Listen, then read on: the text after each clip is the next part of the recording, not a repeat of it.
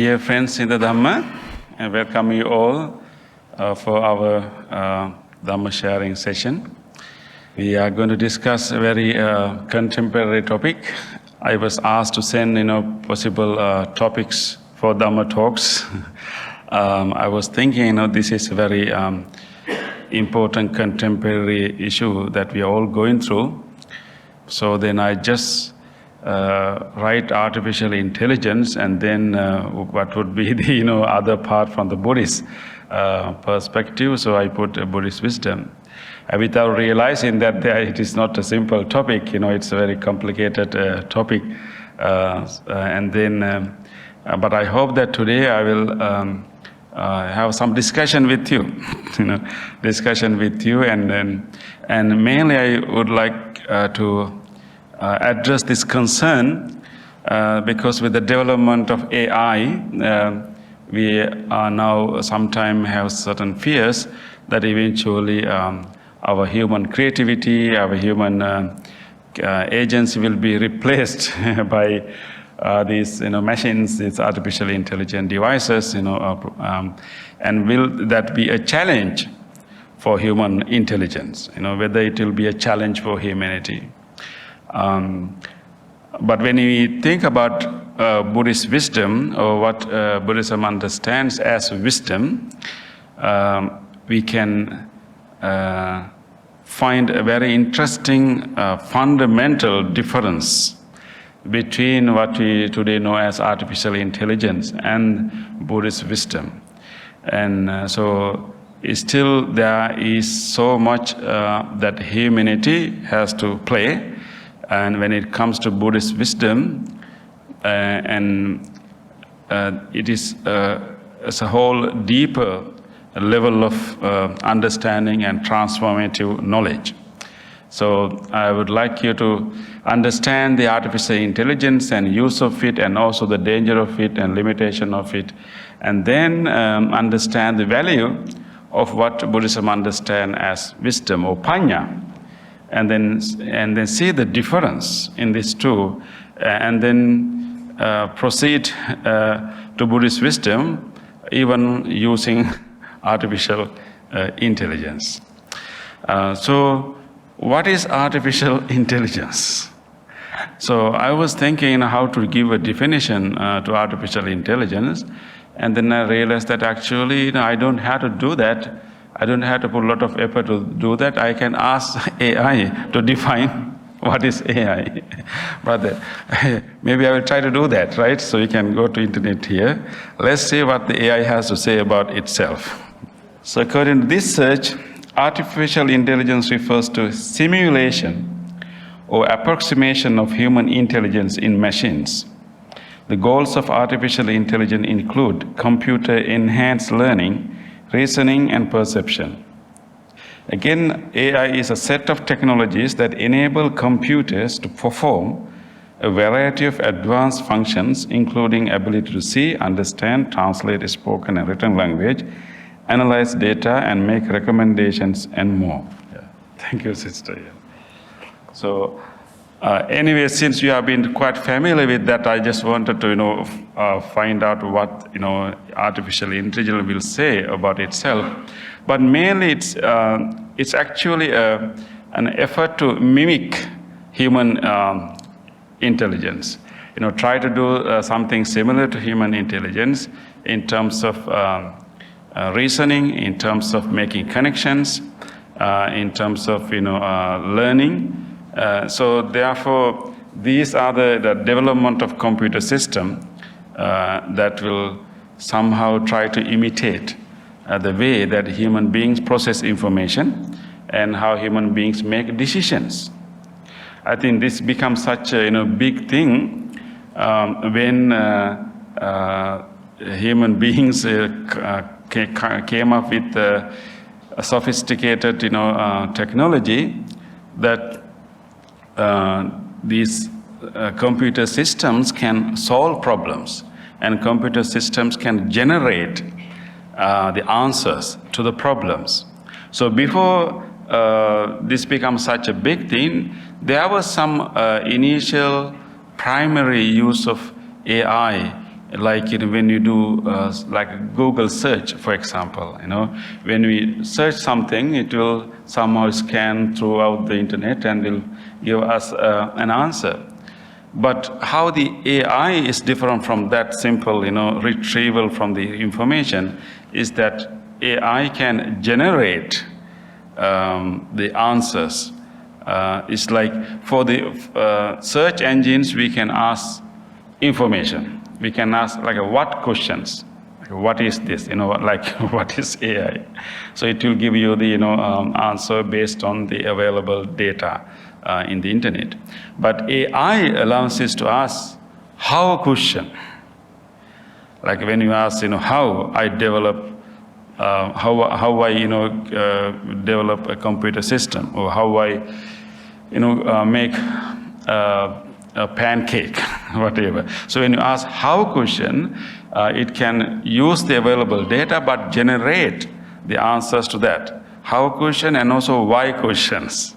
Why the sky is blue.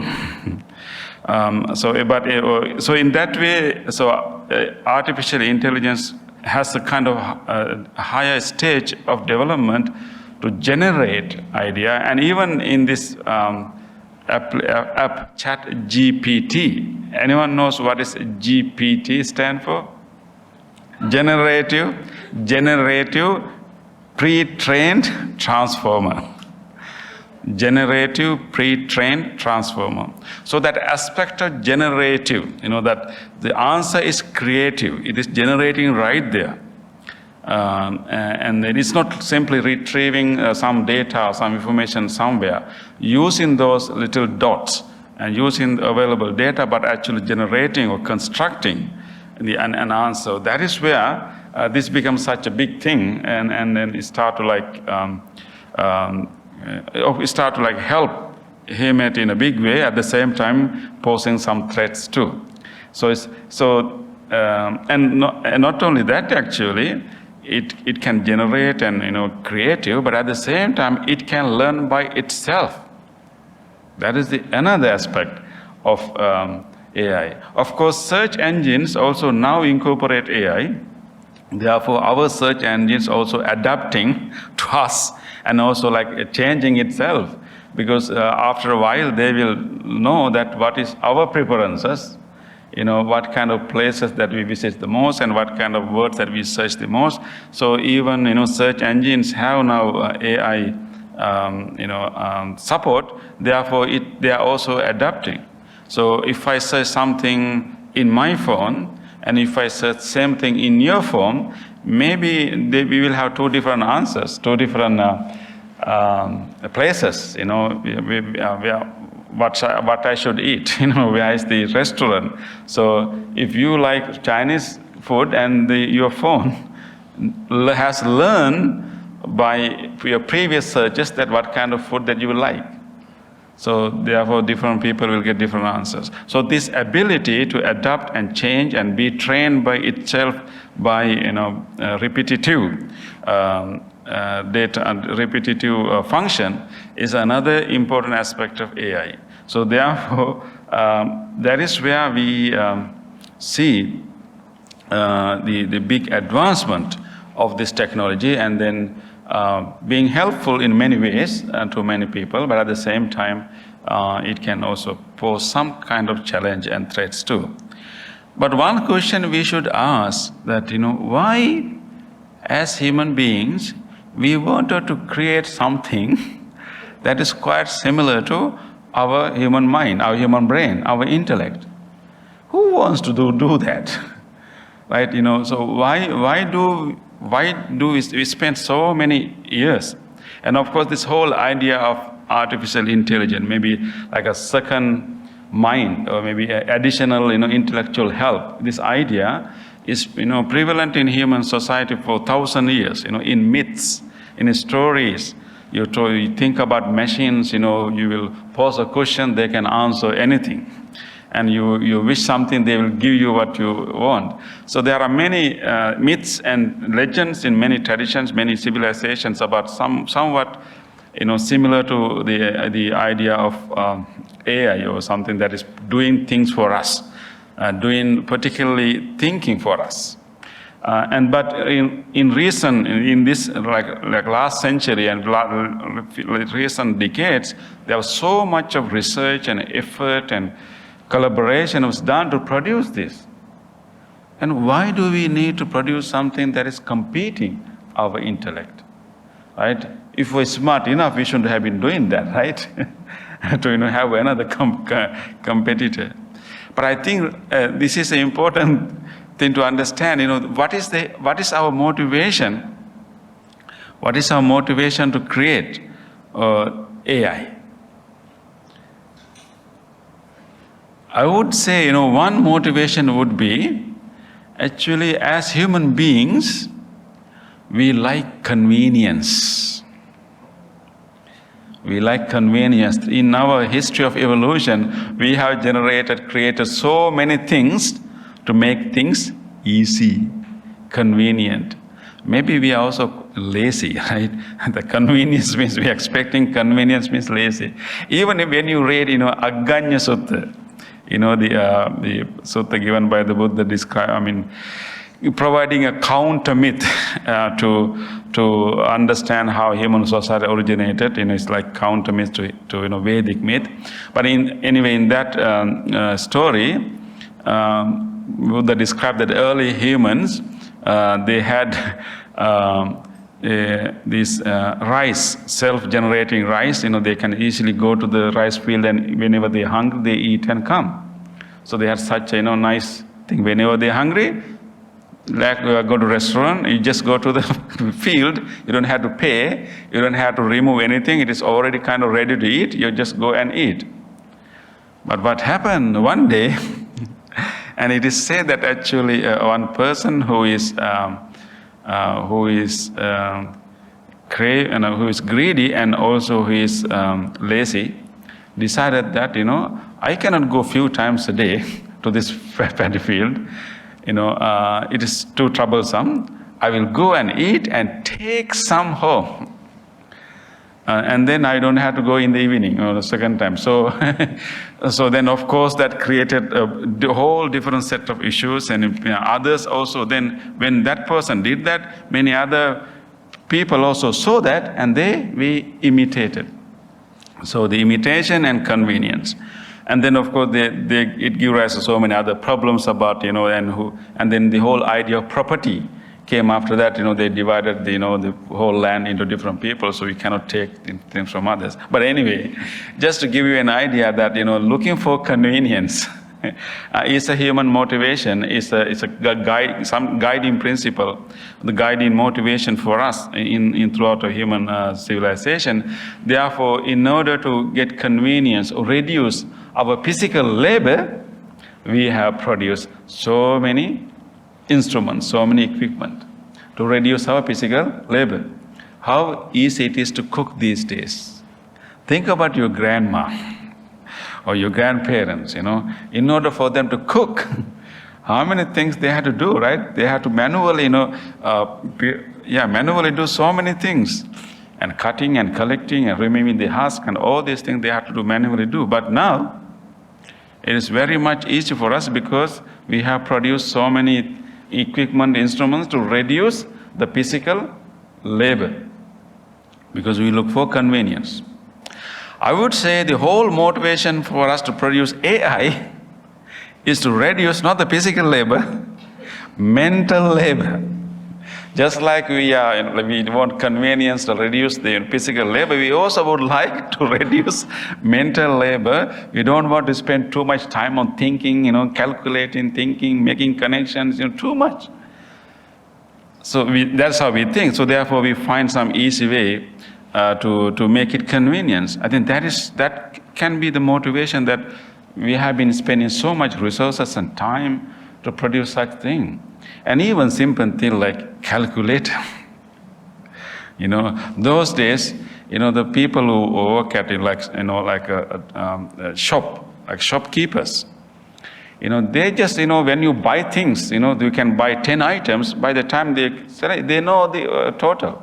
They know how to calculate in their mind, and they easily, they can say this is the price. But now, Even when you want to like ask, okay, how we divide, 75 into 3, when you go and eat something and okay, now 3 people, okay, how are we going to pay the bill? And you can't divide by yourself. You take the phone out and you want calculator to do that. And you don't let our muscles, our brain engage in that. So we have become such lazy, or maybe look for such convenience that, and we have produced those things. And even like remembering the phone numbers. Do you remember anyone's phone number now? So in my life, I start to use, cell phone much later. I know originally we didn't have cell phones, but even we as, student monks, we are not allowed to use cell phones. So during that time, but you had to remember the telephone numbers. And of course later, I think after I came to Singapore, I started to use cell phone. So all the telephone numbers that I got to know before the use of cell phone, I still remember now. I can call my temple, I can call different places. I remember those numbers in my mind. But from the year that I started to use my cell phone, I don't know anyone's number. So in case if your phone, the battery is gone in your phone, you are gone. You don't know how to call anyone because you don't know the number. And recently I met a monk who actually went for a meeting in Sri Lanka, in Colombo, and after he completed the meeting, he want his helper to come and get him back. But when he took his phone out, his phone is dead. Now he doesn't know the number of the helper, the devotee who came with him. So it's a big trouble. He has parked the car somewhere else, so he has to walk 2 miles to get to the car because there's no way he can contact that devotee because he doesn't know the number. You can't ask anyone others help because you don't know the number. The number is in the phone. Battery is gone. So we are looking for convenience, and then we are inventing all these instruments, and that is easy definitely, but then we have a lot of difficulty too. So therefore, I think we are trying to reduce our mental labor. Those days, actually, the not ordinary people, but aristocratic people, the kings, also don't know to bother to engage in their intellect, and they also like convenience or reduce their mental labor. Therefore, they had all the councils, right? All the councils. What we call, there's a special position in the court. It is like royal counselors. They will do the calculation for you, and they will read the cases. When you want to make a judgment, you don't bother to read and learn the previous cases and the rules and everything, and you just get someone else to do that for you. And so I think now we also would like to do something like that, and we don't like to engage our mind and engage our mental labor, and we are looking for convenience. As a result, we are developing this technology. So, but anyway, as a result of that, actually, we have now, there are a lot of good uses of AI, like helping us to see things that we will not otherwise see. And there are a lot of good uses, as we know that we like particularly in the healthcare sector, right? There are so much of help to do diagnosis, because they will use all the data of previous patients, and then they will see the patterns. They can predict, and they can even suggest individualized medicine or treatments. So there are a lot of such uses, and even what you call virtual assistant. And there are virtual assistant that can help you to set reminders, right, and then help you with so many other things. So life has become such easy, but at the same time we are also getting a lot of help. Mainly, think about language translations. With the AI now, we have fed this computer system with different languages, And so we can easily translate, any text to another language easily, so we can communicate easily, we can translate, and even we can use important text, and we can learn any important religious or philosophical text also in different languages. There are still limitations, but there are a lot of benefits too. How about self-driving cars? We are not there yet. But there are, I think we are very close. There are some cabs now in New York, and I think other cities that there are driverless cars. Are you confident to go in a driverless car? No. Why? I think when it comes to calculation and predictions and then surveillance, I think definitely machines are doing much better job than us, because we can be easily distracted, right? The computer system machines will not be distracted, in terms of surveillance and so, but they are coming.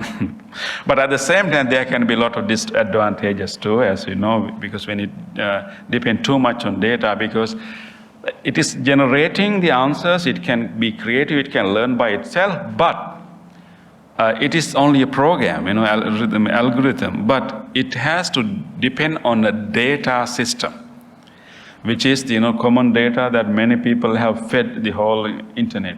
So, but those data are not necessarily trustworthy all the time. So, because GPT only, or any artificial intelligence will only use that, whatever processes, and then will generate an answer, but they have to depend on the available data.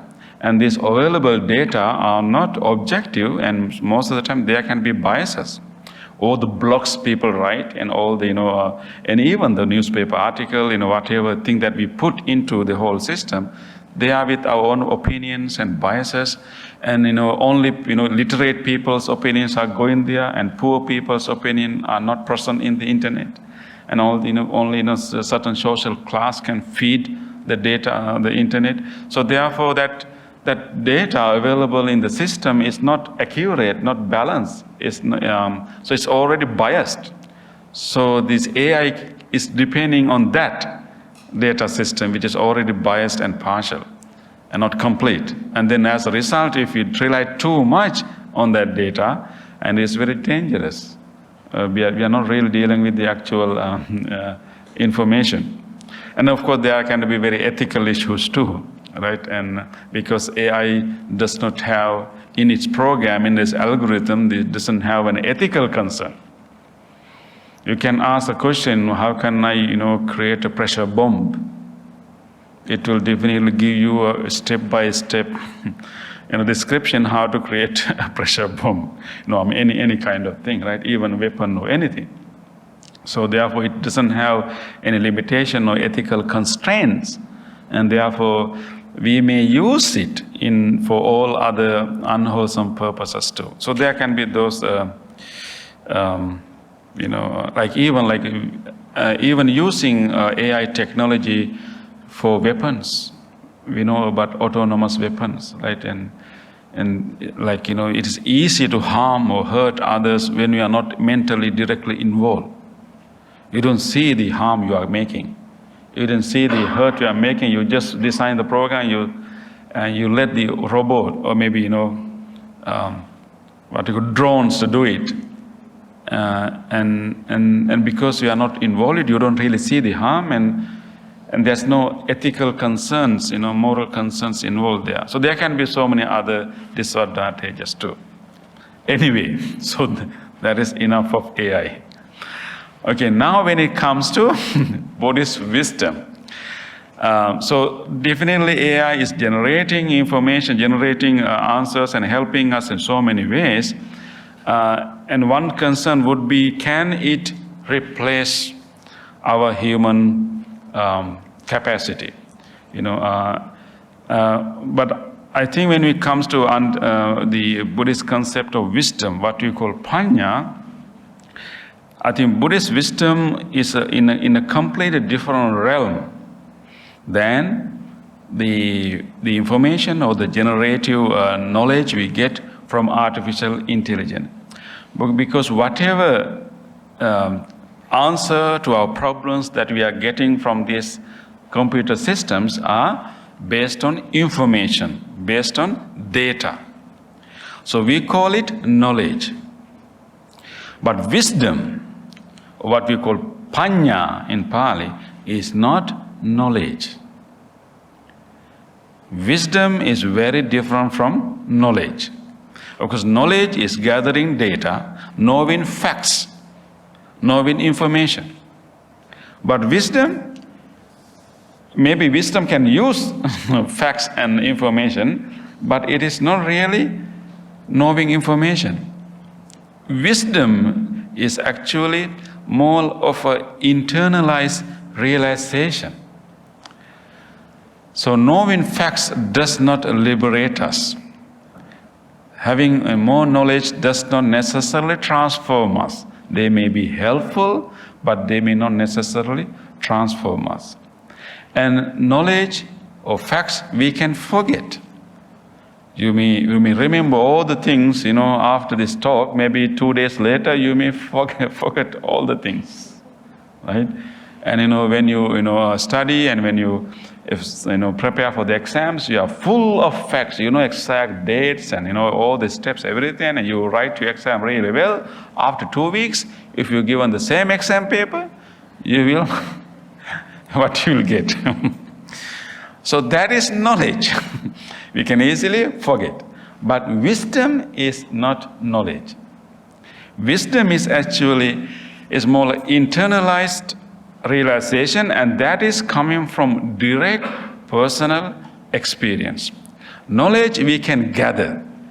We can ask artificial intelligence to gather information for us. But wisdom is not that. So therefore, when in Buddhism, what is the advice, the guidance is to get some knowledge, get some theoretical understanding, get some facts that will help, but do not stop there and go into any facts, any information, any doctrines that we learn from teachers, from books, from our friends. Will be useful, but they will only be really, really useful when we transform that knowledge into a wisdom. That means we have to personally experience those facts that we have learned. Once you personally experience it, it becomes internalized realization, and you will not forget it. Because it's not a fact; it's actually realization. And it's internalized understanding, and that will not be forgotten. And it's actually going beyond the facts too, because the knowledge will fill your mind. But the wisdom appears when your mind is free from all the ideas and concepts. The knowledge is like building and collecting all different kinds of concepts and facts. But wisdom appears when we can learn how to go beyond the concepts, go beyond the facts, go beyond the opinions, and directly experience what is happening. And knowledge comes from outer sources. AI use all the data based all over the place and then construct an answer. It is outer sources. But wisdom is not coming from outer sources. It is coming from our own internal experience. It is like, we are turning the telescope inward. It's not, looking outside, but turning the telescope inward, because the world, true reality of the world can be known not directing our attention and senses outward, but actually directing our whole awareness and attention inward and directly seeing what is really happening here. And then when you learn what is really happening here, exactly how we construct our own experience and how our senses are working, how our mind is working, and how everything is in a constant dynamic process. When you see that, experience directly that, and that becomes the wisdom. And so it's the source of wisdom is not outward. It's not outside. It's actually inner direct experience. Therefore, it's whole different realm. Artificial intelligence will never be able to reach that, because artificial intelligence is in a different realm, and the kind of wisdom that we talk about in Buddhism, and also that wisdom only will liberate us, because our knowledge will not necessarily transform our life. You can give all facts, all details about, the consequences of smoking.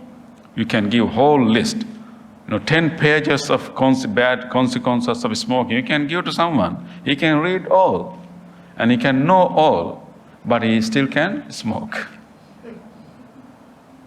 I mean, that we know about it, right? And so, because knowledge itself is not sufficient to transform any person.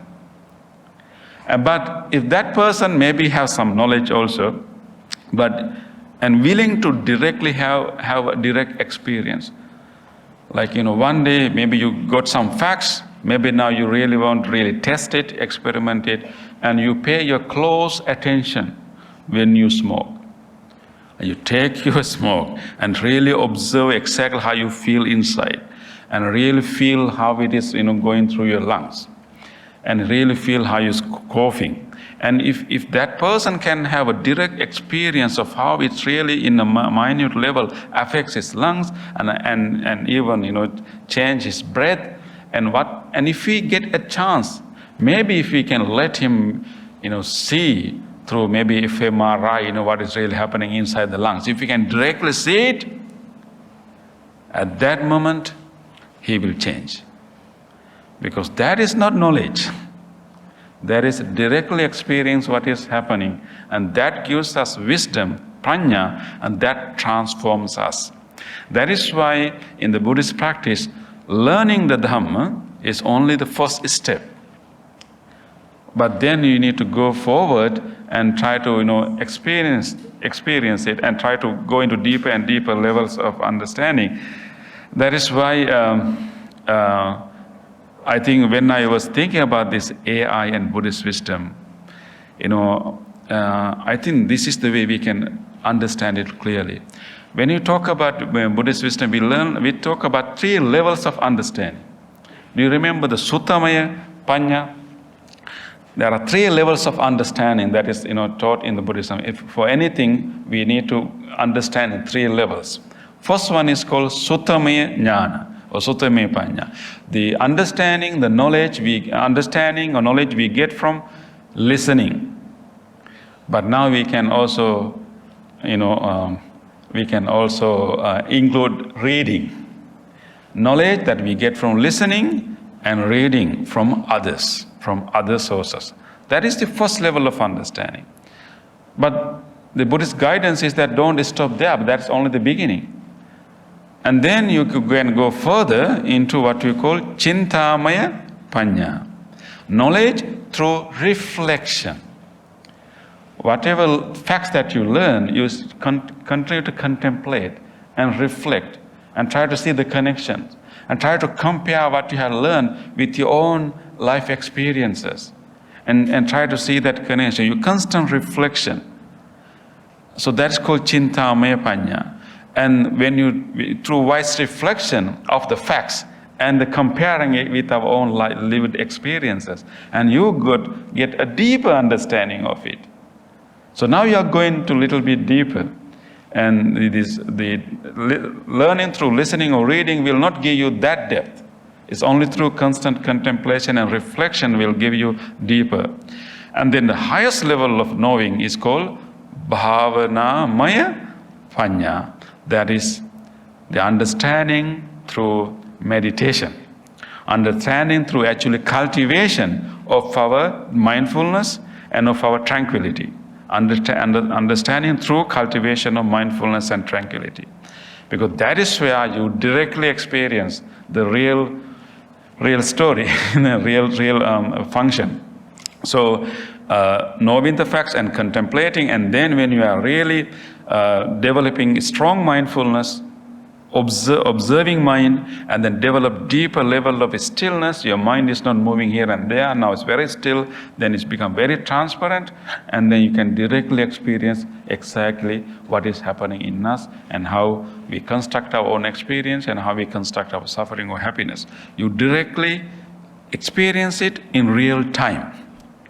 It's not because from suttamaya, from the listening, you can only learn what has already happened. To reflection, you only see the connection, relationships, patterns. But only through bhavanamaya panya, with meditative experience, you see what is happening in real time.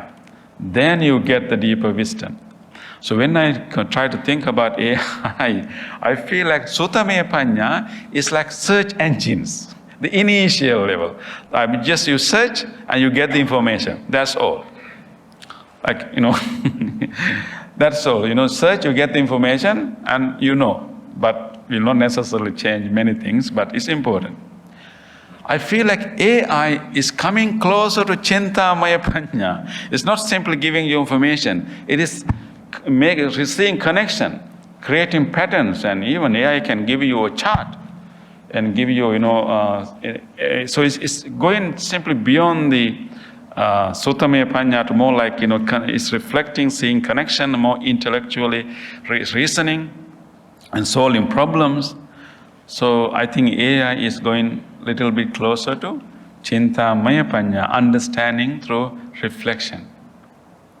But it will never be able to jump the next step because that is internalized understanding. That has to happen in each individual by himself or herself. So I think when it comes to Buddhist wisdom, that is the kind of realization or the level of understanding that can really transform us. But at the same time, in order for us to have that transformation, that wisdom, we also have to transform. The Buddhist wisdom, what you call panya, is not something that will automatically come to us. We need to engage in a practice. We need to engage in a training. No matter how hard you try to make sense of the Four Noble Truths, it will never go beyond this intellectual level unless you start to follow the sila, until you start to follow the samadhi, until you start to follow vipassana. Without changing ourselves, we will not be able to see the reality. Because we try to stay in the same place and try to see something which is blind to us, which is hidden from us. And our effort is, okay, I'm going to stay here. I'm not going to move. I'm somehow going to make sense of this. But the reality is hidden from us because the place that we are sitting is not the place that we can see the reality. It is like, when I'm here, I can't see what is behind this. I try hard to see the other one. Unless I move to some other place, I will not be able to see it. If we are in a cave, you will not be able to see what is outside, no matter how much you try inside the cave. No matter how intellectual power you use, unless you come out from the cave, you will not be able to see what is outside of the cave. If something is blocking us, no matter how hard you try, you will never be able to see it unless you move to a different place. So panya is actually the realization we get when we move from the place where we are now. So in order to have deep realization, we have to change. We have to change the way we think. We have to change our behavior. We have to change the way our mind works. With the current mind, we will not be able to get the deep realization. We have to change how our mind works now through development of mindfulness and development of tranquility. And by changing it, then we'll be able to see the reality that has been hidden for us all the time.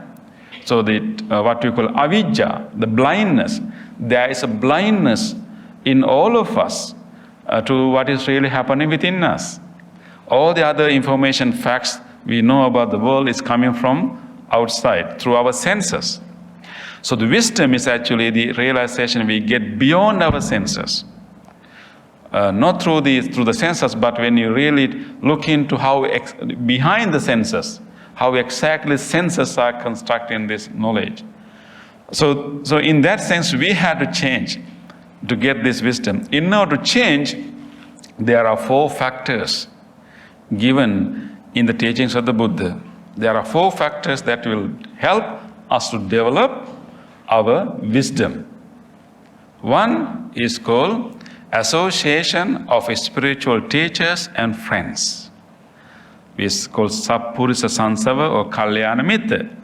We need to have actual people, actual spiritual teachers, associating, being in touch with, receiving guidance from spiritual teachers and friends. And AI is not helping to do that.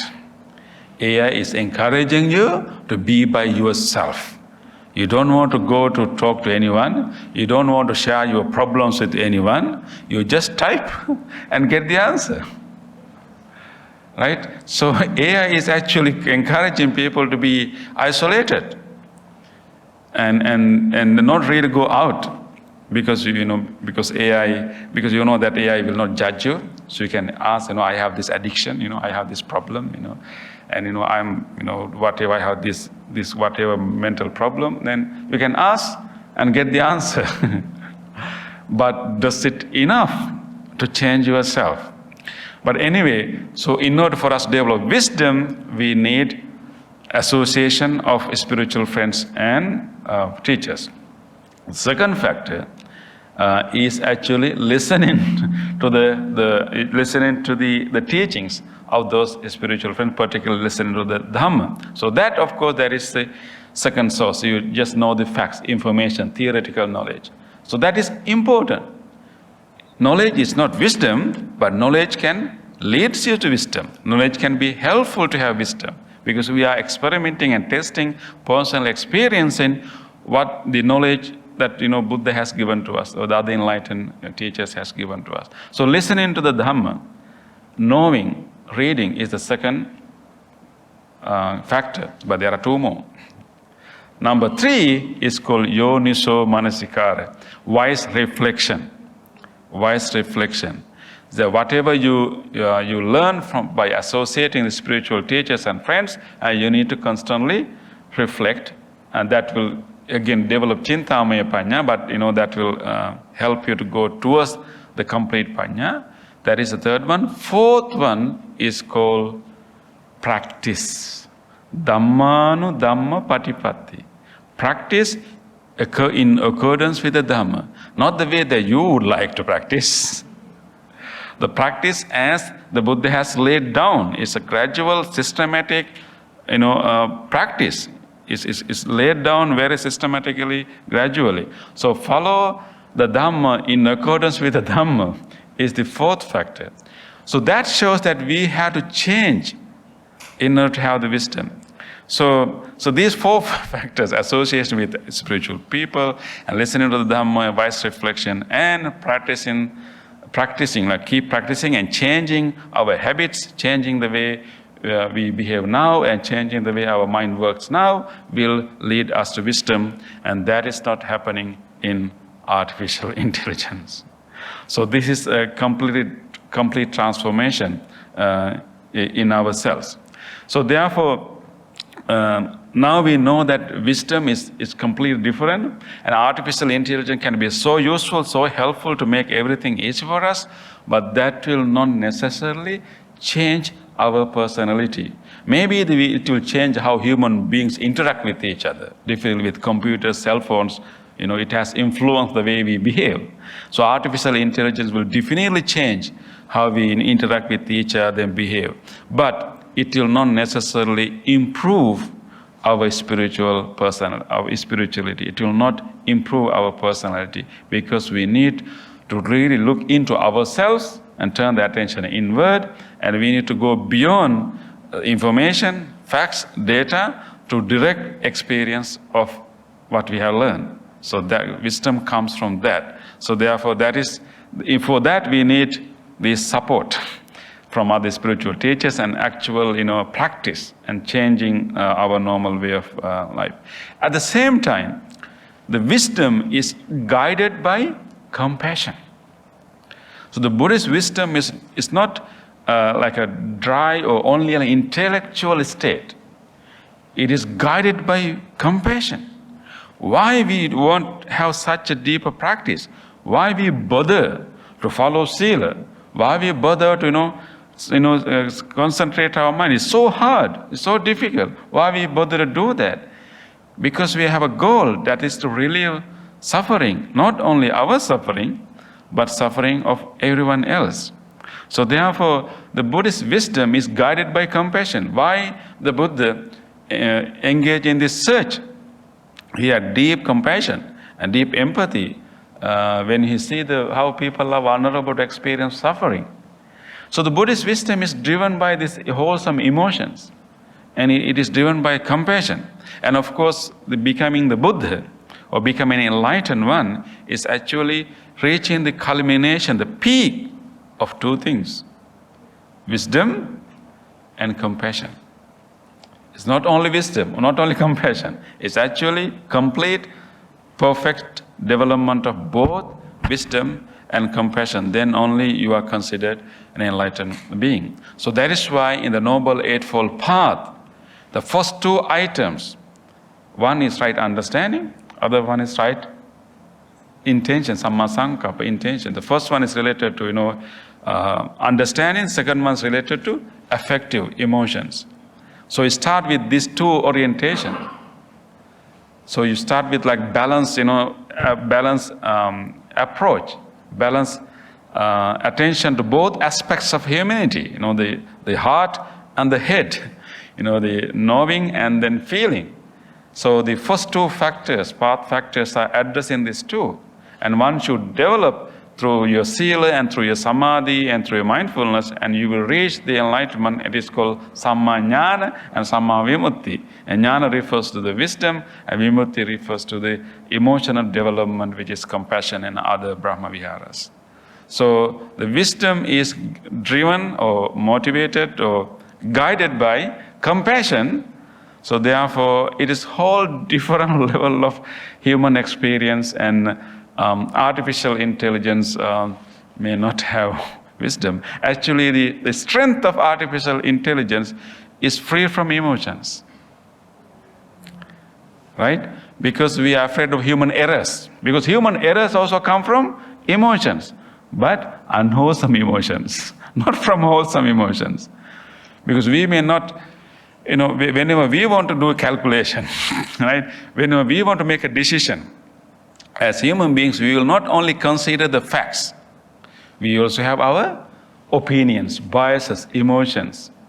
So therefore, human beings make decisions not based on objective facts, but based on emotions too. And sometimes we have biases, we have unwholesome emotions. And therefore, we make errors. We will not make as objective decision as AI can do. So in that case, AI is good because it can avoid human errors. But removing the emotion altogether is not the solution, because what makes human errors is only the bad emotion, negative emotion, not the positive, wholesome emotions. So the wholesome emotion is an addition, is a help to make the best decision. Maybe our intellectual mind will tell you to do one thing, but when we add compassion, add empathy, it will help us to make a complete different decision, right? Based on all the facts, you think that, I should completely, get rid of this person. I should not be a friend to this person anymore, because I make my calculation. This is what this person has done, right? But if you have compassion, maybe you are willing to give a second chance. And so you have the facts, but with your wholesome emotion, you make a different decision. But that can help us a lot. So therefore, wholesome emotions are guiding our wisdom, and it is the value of that wisdom. And so artificial intelligence gets its strength from being free from emotions, but the wisdom gets its strength and power because it's coupled with wholesome emotions like compassion.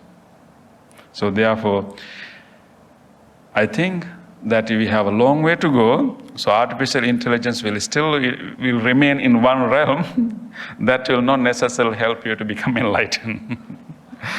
But at the same time, actually, when I gave this topic I had no idea that Malaysia became the first country. I think the Malaysia has produced the first Buddhist AI app or computer program. I only got to know it yesterday. You know what is that? Nobu, yes. Brother, maybe, can we get that? So I was so excited. I was thinking, I have to be very careful. So it's only got to know about this yesterday. I started know more information about it. And then fortunately this morning, Brother Lim H.L., he came and we had a nice discussion. So I would like to, show that. And then I learned a lot about, that app. And then they have actually used this, AI technology to create a really good Buddhist companion, AI Buddhist companion. Let's talk about, I would like to introduce that and at the same time talk about disadvantages too. So what I learned from Brother Lim and together with 3 other experts, they have done such a very intelligent thing. Because in a normal GPT or in a chat GPT or anything, you just rely on all the universal available data in the whole internet system. So you'll never know what answer you will get, and nobody's controlling this information. Any person can just feed any information. But what they have done is actually they are not allowing the search engine to go through all over the internet. They have given the database that is from authentic writers, authentic Buddhist teachers, and also the whole Tripitaka, Dhammapada and all the Tripitaka. So when we ask a question, they will generate an answer, will be creative and produce answer, but only based on authentic data, authentic source. That is such an intelligent thing to do. Otherwise, we have no idea what answer we'll get. So they have a panel of monks also to guide them. And he also told me, so one thing they have done is they have limited the database to only to authentic, verified articles and the actual, canon, Buddhist canon. The second thing they told me, I was so surprised to hear that when they write the program, when they write the computer program, I don't know how they did it, they have trained this chatbot to always follow 4 principles when you provide an answer. That is Brahma Viharas. Loving kindness, compassion, sympathetic joy, and equanimity. So if someone asks a question like, how can I kill myself? They will, the answer is screened through these 4 Brahma Viharas. So therefore they will, not give a description how to, kill yourself, but they will provide different answers. So not only they have limited the database, but they have also written that program to screen the answers only within the principles of Brahma Viharas. So let us try to it is actually giving very easy access to Buddhist sources, but also it's composing the answer. Maybe we can try we can play a little bit.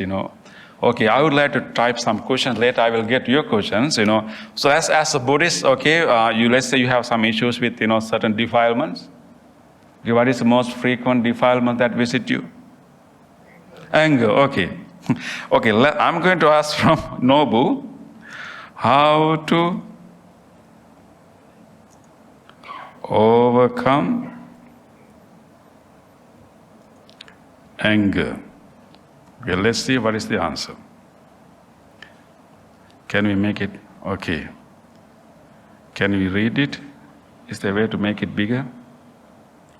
Okay. Writing. Number 1, 2, 3, giving certain exercises. I will read it for you. Okay, I will read it for you. To overcome anger, we can draw upon wisdom of the Dhammapada, specifically chapter 17 on anger. Here are some steps based on the verses provided. Acknowledge the detrimental effects of anger. Recognize that anger can lead to suffering and a form of bondage. As verse 221 suggests, we should strive not to be attached to the name and form and call anything our own to avoid the suffering that come with such attachment. Exercise restraint. Verse 2:2 compares restraining anger to controlling a rolling chariot. This implies that managing anger requires skill and effort, akin to a skilled charioteer. We should aim to hold back rising anger with mindfulness and patience. Cultivate positive qualities, practice truthfulness, generosity, patience, live ethically and harmlessly. And so after giving that, they also summarize. I mean, of course, you can later try, yourself, to save time, and I will go to summary. In summary, overcoming anger involves combination of understanding its nature, restraining it with skill, cultivating positive qualities, and engaging in practice that promote ethical living and mental purification. Not bad, right? Not bad, I'm getting a little anxious, whether people stop visiting, Buddhist monks later. Okay. Can we ask a practical question? I would like to ask how we practice loving kindness in daily life. Would you like to know? Because this is not like just information, it will generate the answer. Would you like to know that how to practice loving kindness in daily life? Or you already know? Or it's already doing it? I will write metta. Let's see what it will say.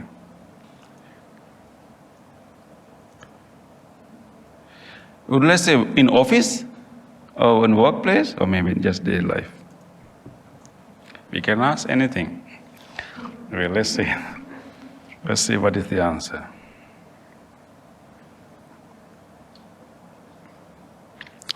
To incorporate metta or loving kindness into everyday life, one can follow several methods that help to nurture and express this quality in daily interactions and personal practices. Here are some methods.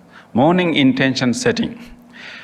Begin each day by setting an intention to act with loving kindness. This could be a simple affirmation such as, today I will respond with gentleness and understanding. Metta meditation. Dedicate a few minutes each day to metta meditation. Use phrases like, may I be well, may I be happy, may I be safe, may I be healthy, may I live with ease. Feel the genuine wish for happiness and well-being for yourself and gradually extend it to others. Mindful reminders. Place reminders in your environment to act with loving kindness. This could be a note on your mirror or a notification on your phone. How wonderful, right? These are really practical tips. Yeah, maybe next time when I want to give a Dhamma talk, I should ask Nobu. I have this topic, what?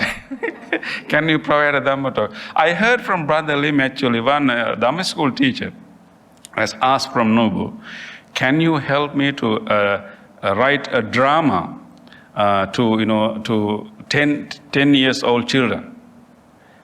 And it has produced a drama of story of Angulimala and giving different episodes with all the scripts. It can produce such things here, So our Dhamma talks will be easier next time, Yeah, okay. So reflective journaling, loving speech, compassionate listening, evening reflection. I like the summary, what I say.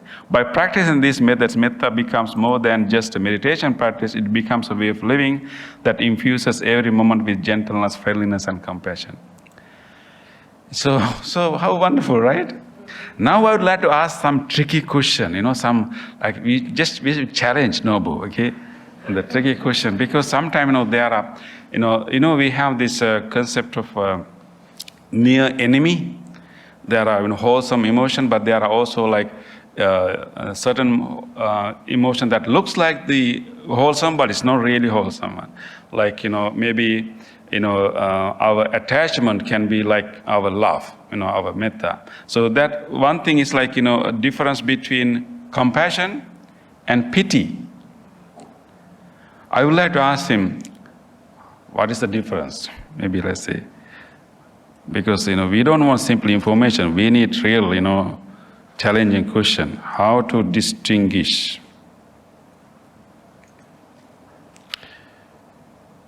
between compassion and pity. Okay. Compassion and pity, while they may seem similar, are distinct in their depth and quality of emotional response they evoke. Compassion involves deeper understanding and empathy for the suffering of others, coupled with genuine desire to alleviate that suffering. It is an active emotion that motivates us to help and support those in need. Compassion is a fundamental aspect of our practice, as is one of the 4 Brahma Viharas, and which also include loving kindness, equanimity, and strict joy. Pity, on the other hand, is a more passive emotion. It may involve feeling sorry for someone, but it does not necessarily lead to constructive action to help improve their situation. Pity can sometimes be condescending, as it places the person feeling it in a position of a superiority over one who is suffering. It lacks the empowering aspect of compassion, which sees the other person as an equal and support them in overcoming their difficulties. So again, to summarize, key differences. Compassion involves empathy and understanding, and pity is more passive feeling of sorrow of someone's misfortune. Any suggestion? Yes? No, just yeah. Especially thinking of this period, wars here, wars there. How about asking something like, can the violence ever be a solution to problems? AI. Yeah, just asking something like, can violence be ever a solution or solve problems? Something like that. Yeah. Can violence be a solution?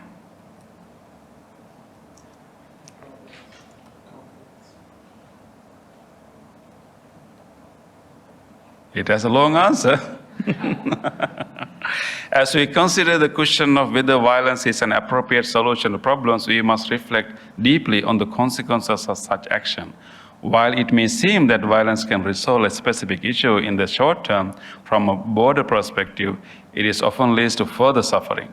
Each party in a conflict may justify the actions, yet to the rest of the world, the resulting strife appears as madness, creating more suffering than was present initially. Yeah, I think. So it goes to the King Ashoka's edicts, and then go to Buddhist sources.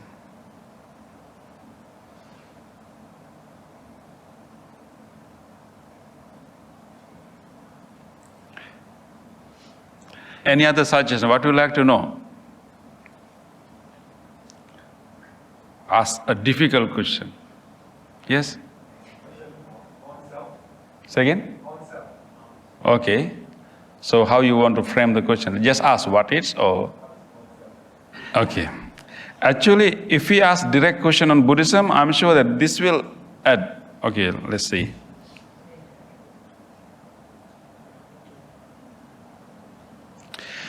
Actually, they have a more advanced version of this. This is for the public.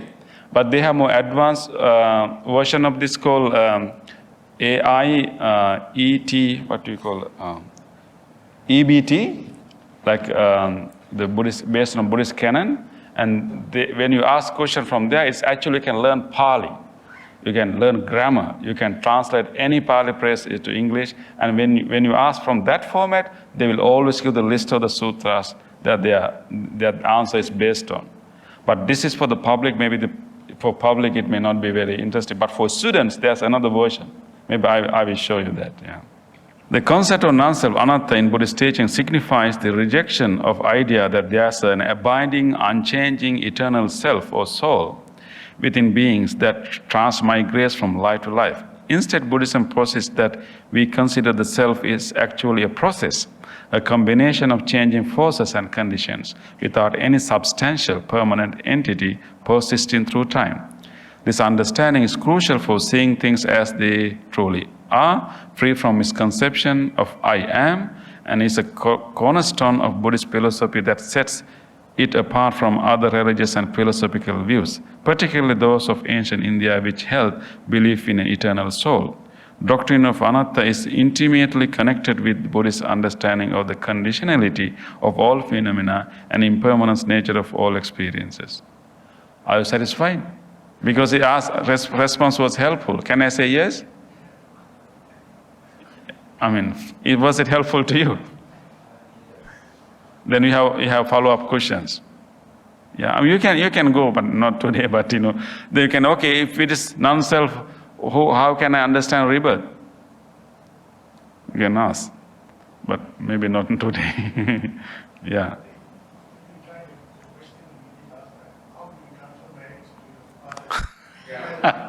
Okay. I'm sure that. Okay. I don't think that data is fed here. Or maybe can we? Okay. To departed ones?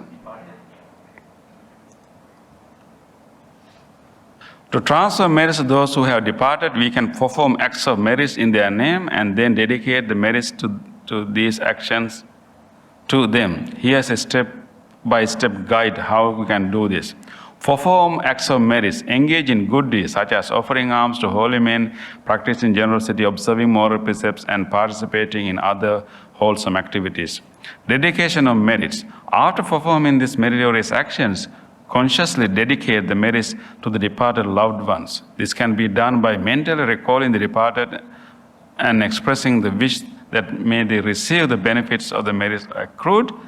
Recollection of the departed, while transferring the merits, recall the departed by thinking of their relationship to you, the good they have done, such as when he was alive, he gave me this wealth, he did this for me, he was my relative, my companion, etc.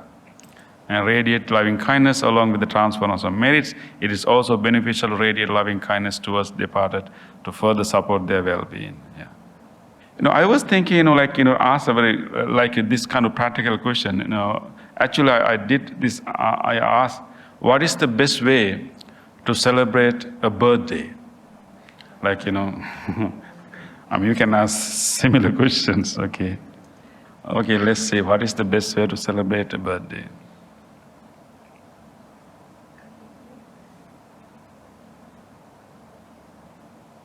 Taking time.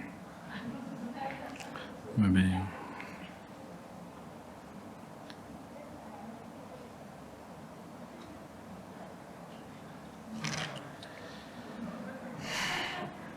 Oh, I didn't know.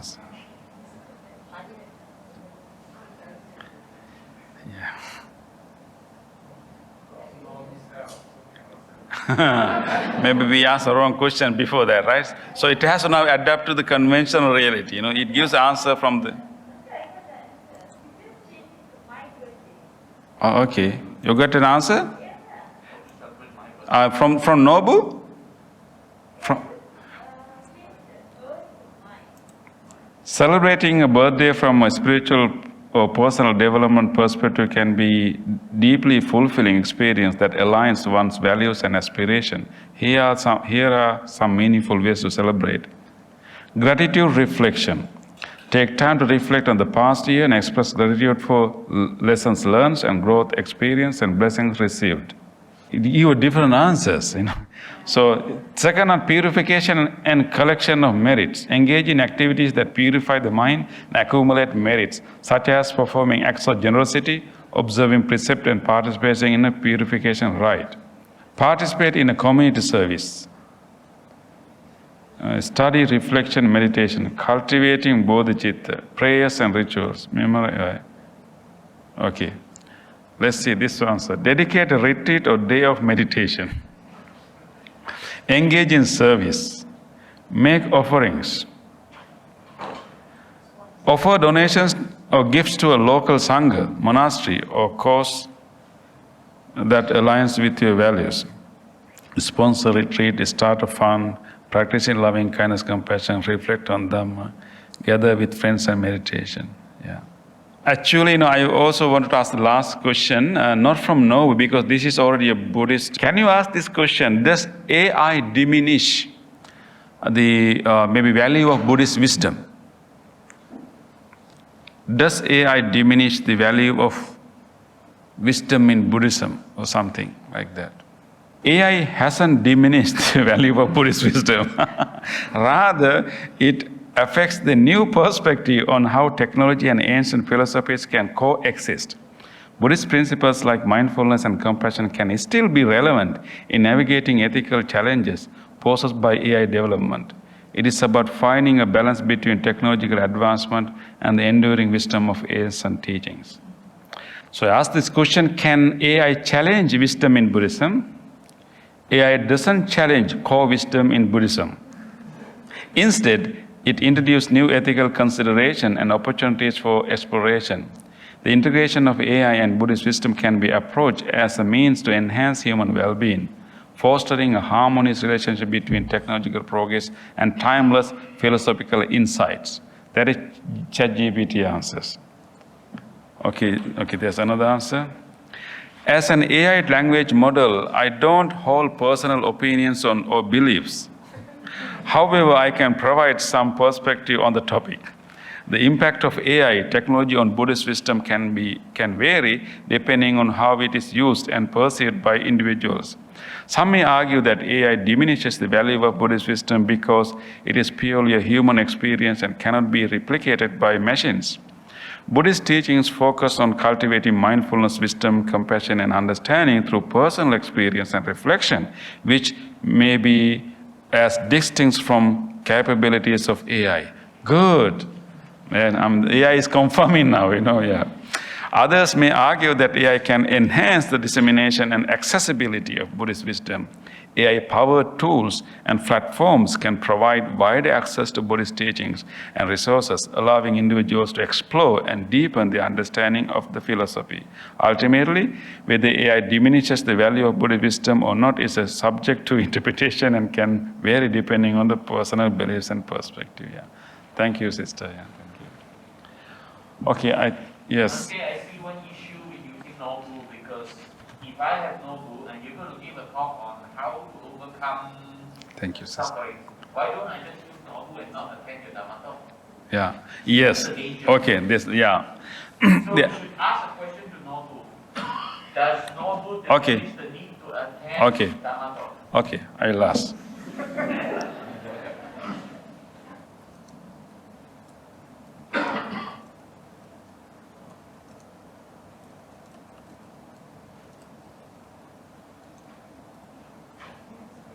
Use of novel technology is designed to complement the traditional methods of learning the Dhamma, such as attending Dhamma talks.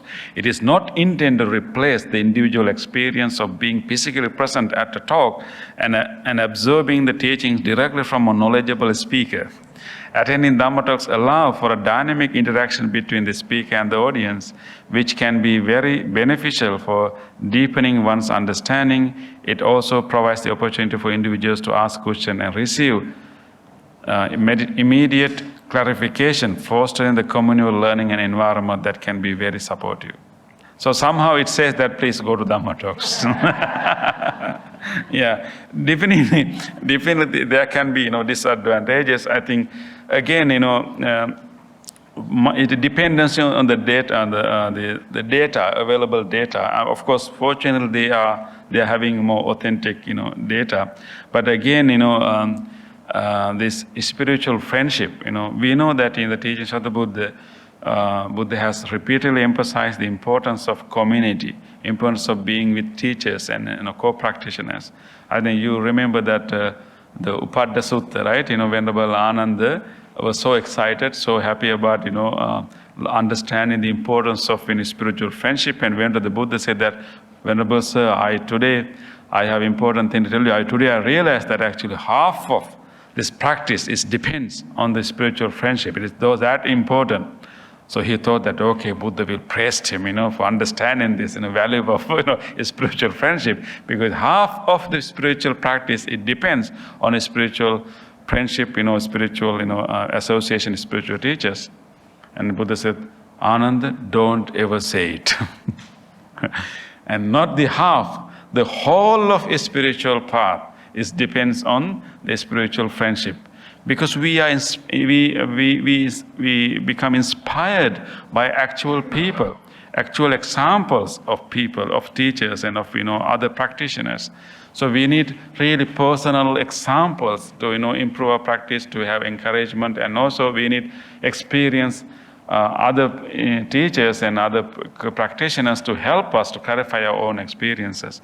So therefore, using this app and these facilities can be useful, but it will never be able to replace, what we can learn from the actual living people, living teachers and people. So I think so. And also on the other hand, even just restricting ourselves to Nobu can enhance our individualism.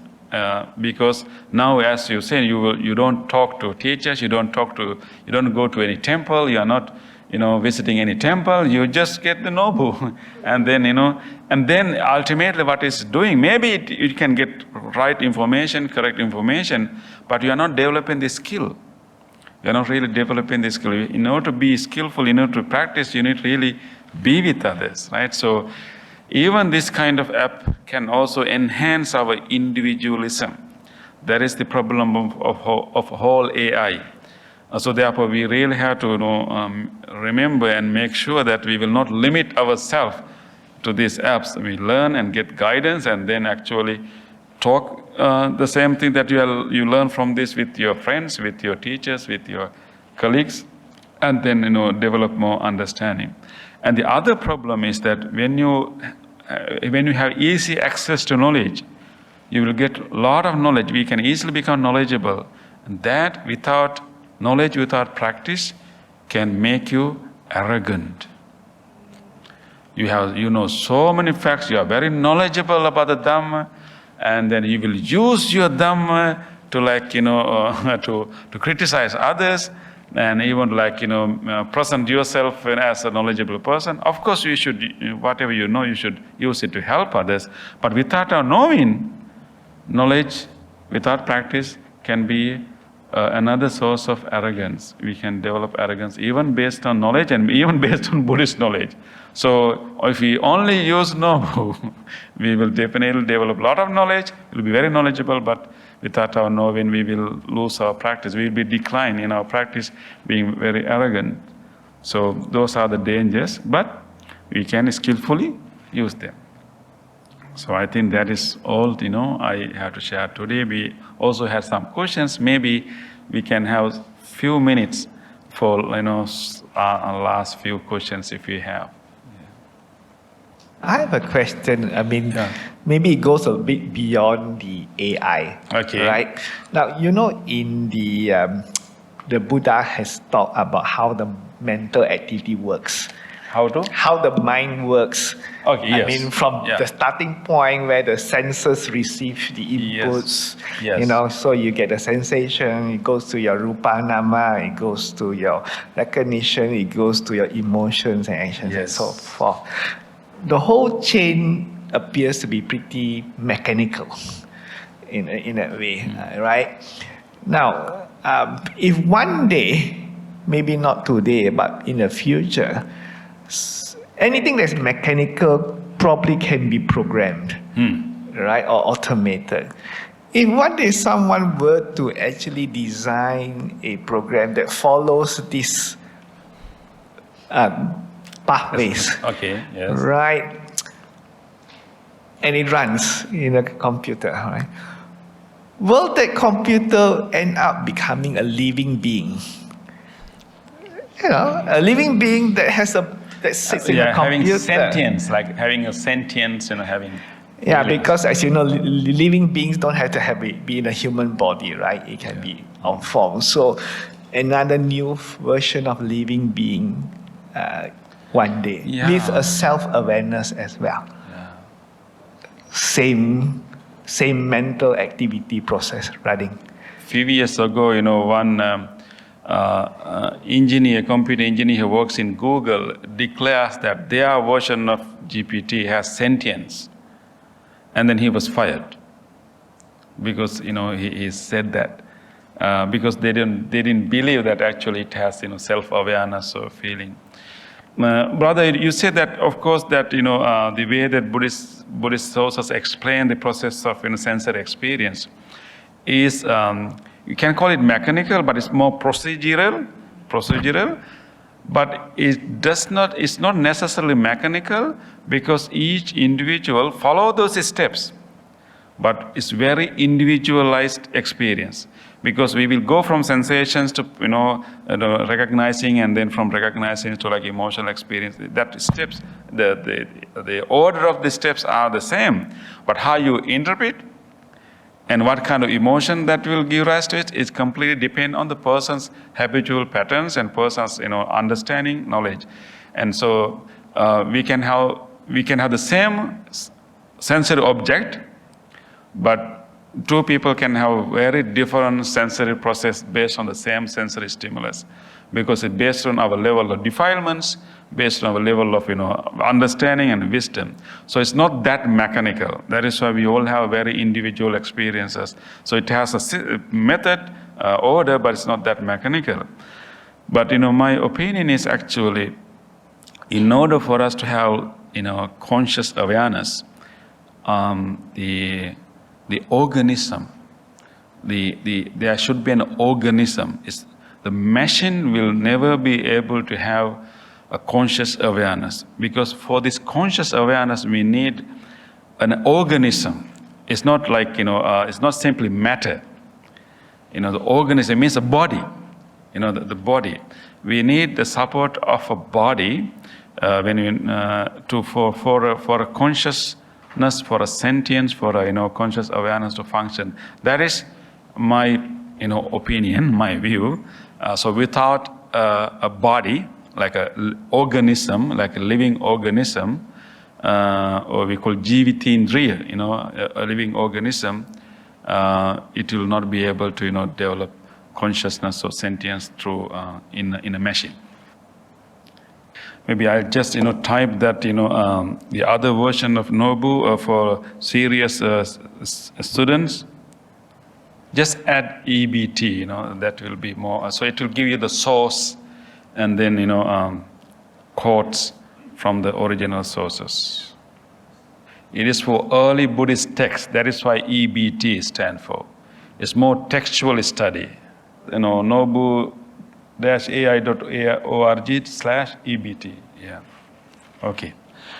So with that, we will conclude, our discussion, and thank you very much for your participation and active, participation. And I think AI can help us to understand the difference and importance and significance of the Buddhist wisdom, and how different it is, and how what kind of improvement, development we are aiming in our spiritual practice.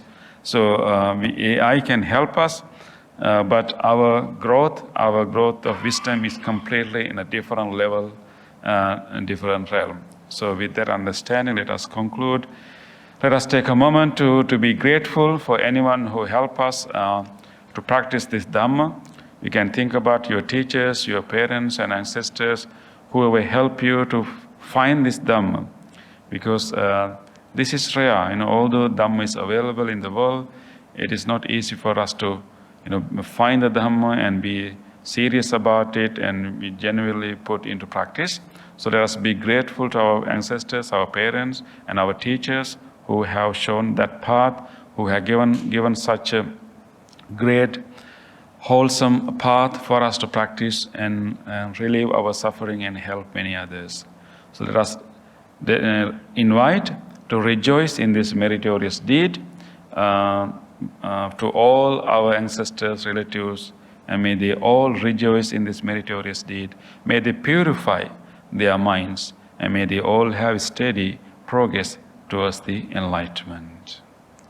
Idang mi ñātinang hotu sukhita hontu ñātayo.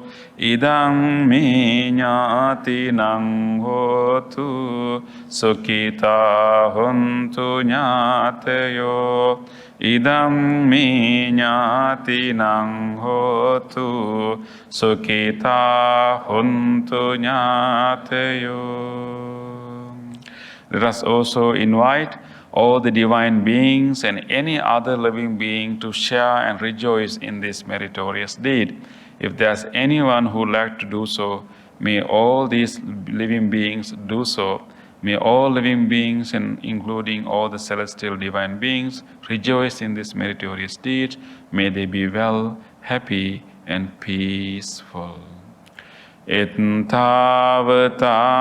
අම්හිහි සම්භතං පුඤ්ඤ සංපදං සබ්බේ දේවා අනුමෝදන්තු සබ්බ සංපත්ති සිද්ධියා එත්තාවතාච අම්හිහි සම්භතං පුඤ්ඤ සංපදං සබ්බේ භූතා අනුමෝදන්තු සබ්බ සංපත්ති සිද්ධියා එත්තාවතාච අම්හිහි සම්භතං පුඤ්ඤ සංපදං සබ්බේ සත්තා අනුමෝදන්තු සබ්බ සංපත්ති සිද්ධියා